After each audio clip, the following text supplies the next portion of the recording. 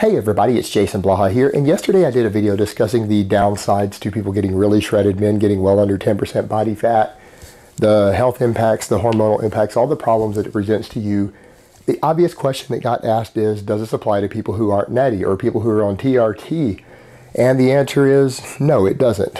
Not to the same degree, because a lot of those hormonal shifts, people are putting exogenous hormones in, they're not worried about what their body's producing anymore.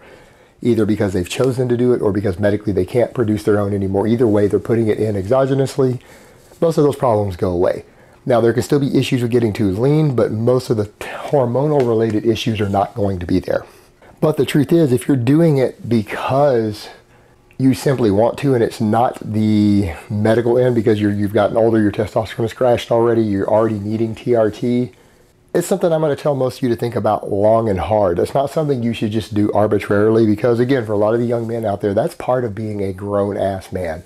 That is part of being an adult, is thinking through the long-term consequences of your actions and deciding if the risk outweighs the reward. Because I can tell you, as a guy who's on TRT now, sure, I love TRT. I think TRT is fantastic. I think most guys well into their 30s should be considering it at that point.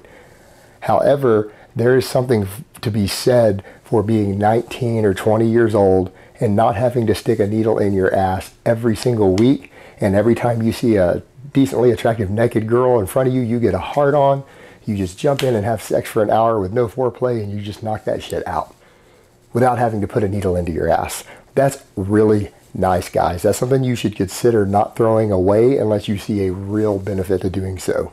Because I can tell you a lot of older guys who either aren't on TRT or who are a lot older, or who are, to get that same effect, are having to pin testosterone well into their 30s and 40s or 50s, would kind of like to have that still. You're throwing away one of the gifts of youth for an extra 10 pounds of muscle.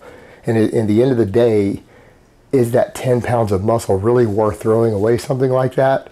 I don't know. In a lot of cases, I'm going to say no, but it's not my choice to make. It's your individual choice to make, and something that you need to weigh out for yourself. So I don't want to tell people that, oh, well, it's fine to cut that lean if you go on some gear, because the reality is you're still paying a price for it. There's still a trade-off to be made, and that's not the type of decision that a person should make lightly.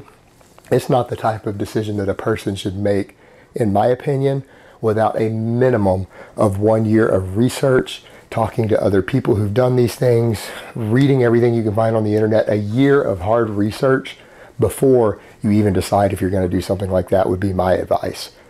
Don't just jump into it lightly, because there are consequences. All right, guys, that's really all I have to say on that today. I hope it's been informative, and I will talk to you guys next time. But let me give you guys a bicep shot before I go. Oh, Mount Bicephalus.